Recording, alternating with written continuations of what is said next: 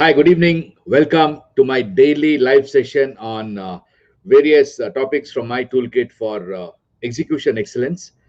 And today I will be talking about KPI. And before I do that, a very brief introduction of myself. Dinakar is my name. I'm the founder of Samuthana and the inventor of Do How, a methodology for changing mindset and culture.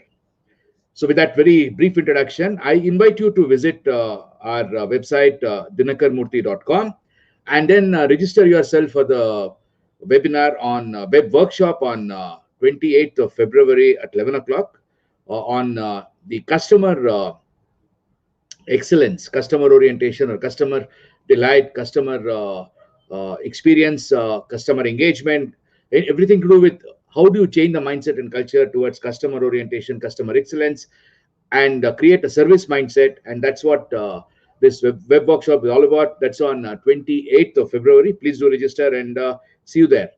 And with that very brief introduction to myself and a very short, what should I say, request to register to the workshop, let me now get into the main topic of various tools and methods for execution excellence from my toolkit.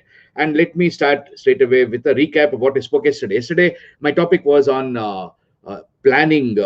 Basically, I called it as a learning to learn planner, wherein planning is basically to uh, implement strategy. That is basically to get the strategy implemented. That's what the planning is all about in business, to ensure that whatever strategy was there, that gets implemented, and the expected results, so the expectations are met. And for that, I spoke about two or three things which are extremely important. First, when it comes to the strategy and the plan itself, it's important to understand that the full capacity will never be the reality because of various losses. Therefore, one needs to make sure that the performance is considered before the plan is done. And the next is that these performance is to be checked on a real-time basis so that the actual reality is concerned, and not that we take some fictional value and then go ahead with the plan. It won't work like that. It can. I've seen many companies where they said the only problem we have in our company is planning. Where is the problem in planning? It's the problem in not taking the actual performance into consideration. The problem in not making a plan which is realistic. The problem in making a plan with a lot of targets. You give target for cost reduction, target for increase in sales, at the same time target of price increase. Everything will be put as a target, and then a plan is made. God only help you. It won't work. It won't work at all.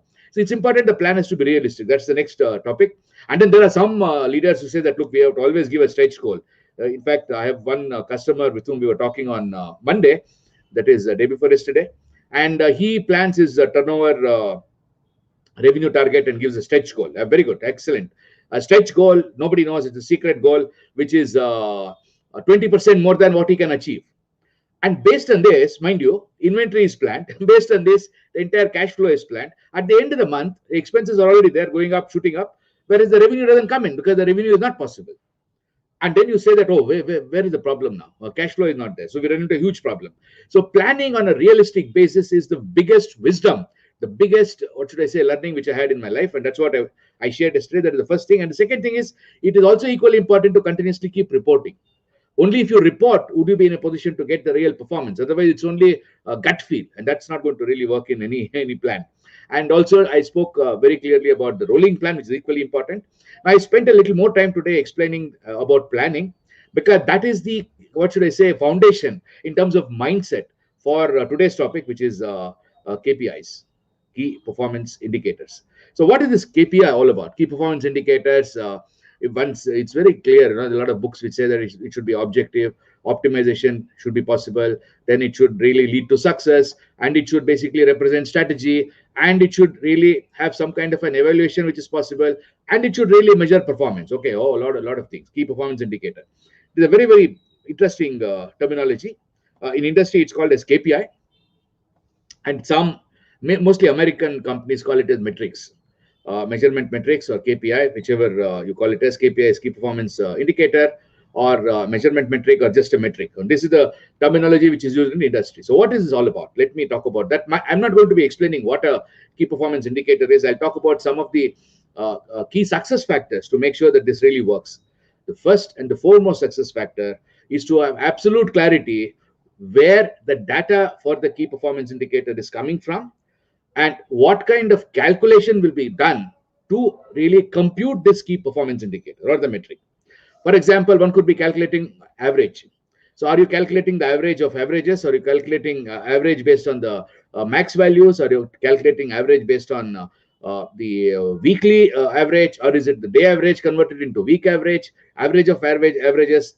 Or, these are all the questions. Or if you talk about the percentage, are you talking about daily percentage and then talking about a weekly percentage, which will be the average of the day's percentages? Or will it be a weekly percentage calculating by taking the day's performance into effect? Why is this required?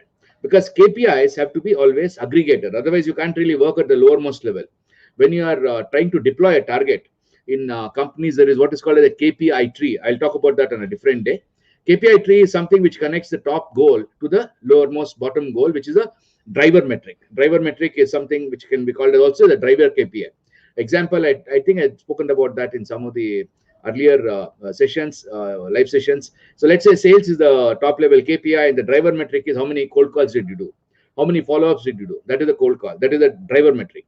Let us say for on time in full delivery, that is the delivery is the main target to ensure that the delivery is done. The driver metric for that would be full kitting. Is it done or not? Whether the rolling plan has been confirmed by everybody or not. That would be the driver metric. Percentage confirmation of rolling plan by all the functions involved. Percentage full kitting on a daily basis. That's a KPI. That's a driver KPI, driver metric. Or let us say your top level is profitability. So profitability is the top level. Then the driver metric would be what is the fulfillment of the ordering as per the budget, not the consumption of the budget, the ordering. That means if you have a budget of 100, how much of that have you ordered? Is it prorated? That would be the driver metric, because that's the place where you can control. Driver metrics are those where you can control. That's the concept of KPI tree. It's quite interesting, and we'll talk about that later. But then let us only focus on KPI, irrespective of whatever be the hierarchy. KPI could be a top level KPI or a bottom level KPI, driver metric or a top level KPI. The first and the foremost thing I said is that it has to be absolutely clear, unambiguous as to how this KPI will be computed. Because KPI always belongs to a KPI tree, it's never taken standalone. There is definitely some amount of data collection involved and some amount of data cleaning involved, always in all KPIs.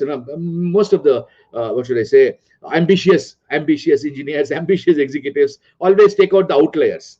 But outliers are the ones where you have a lot of secret. That's a gold mine, and that's normally taken out when you're reporting something, and that's very dangerous.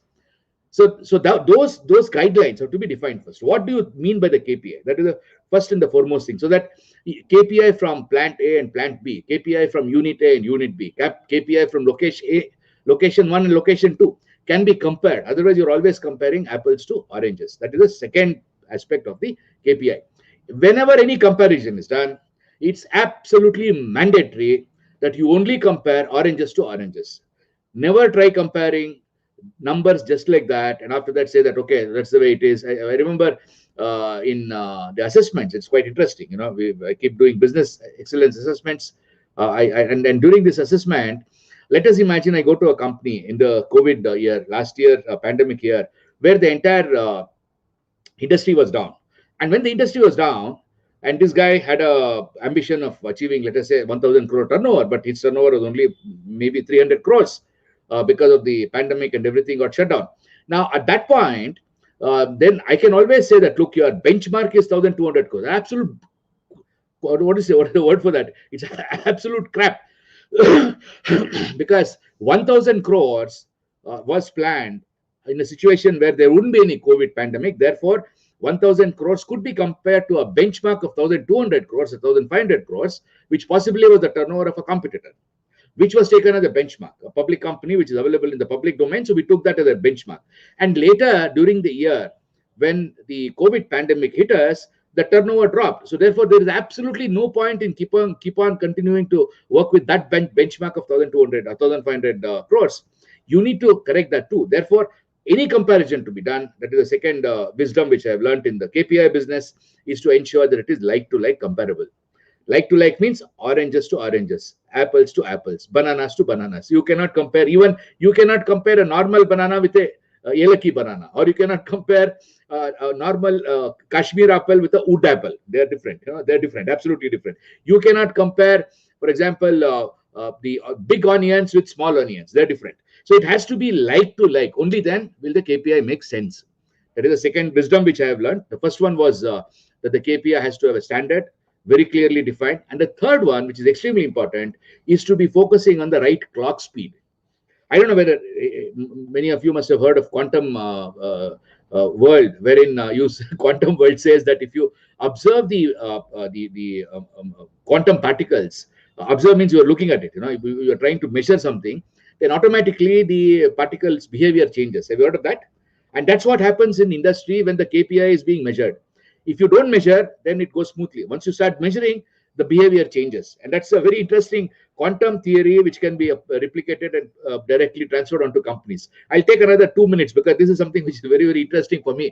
KPI is kind of a DNA for me. I've been working with KPI, X Matrix, Hoshin country in a big way all my years, both at the local level and the international level, global level. So it's quite exciting to me. And I've really learned a lot of things. So the third one, which I was telling about, is to make sure that you choose the right clock speed. For the particular measurement which you are doing, there should be something which can be done either on a daily basis, weekly basis, monthly basis, or you could be collecting the data on a weekly basis and then consolidating it, publishing a KPI on a monthly basis. You could be collecting the data on a daily basis, publishing the KPI on a monthly basis or a weekly basis or even a quarterly basis. That doesn't really matter. The most important thing is that the clock speed of the publishing of the KPI and the using of the KPI for any decision making should be appropriate to that particular flow.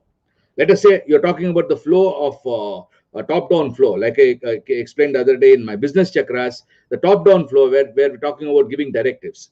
And the top-down flow could be one, setting targets. For setting a target, again, you have a KPI. And that KPI measurement, that KPI definition, and that KPI measurement may have to happen once in a quarter, maybe once in a semester, and not on a daily basis.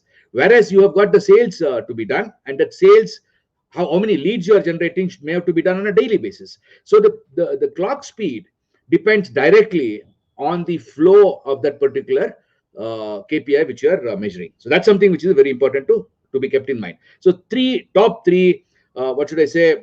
My top three wisdom, top three hints for KPIs. First is to ensure that there is an absolutely unambiguous standard to define how the KPI will be measured and what will be calculated. And the second is that the KPI is always compared like to like. Never compare oranges to apples. You have to compare the small oranges with small oranges, not the big oranges with big oranges. That is the second wisdom which I have learned. And the third one which I have learned is that the KPI has to be measured and computed only at a appropriate or a correct clock speed, which is appropriate or which is comparable or which is based on the flow that you're talking about. Whichever flow it is, based on that, you need to define the clock speed. And again, there is wisdom there. It's not possible that you have a math calculator and then say that 1 + 1 is equal to 2. For that, you need to really understand the system and then talk about that. We will be more than happy to do that. Please do write to me. My email is dinakar@samutana.com, as I keep mentioning. And with that, thanks a lot for watching. And before I conclude, as usual, let me just give you a very small peek into what am I going to be talking tomorrow. Tomorrow is about more to do with people. It's about a chain model, Kenchi Omai 3C model. Basically, we talk about how would you relate these three things in the industry, the success factors being customer, competition, and cooperation, more useful for the strategy and for change management. Thanks a lot for watching. For those of you in India, have a nice evening. For those of you outside India, have a great day ahead. And see you tomorrow, more or less at the same time, 8:30 Indian Standard Time.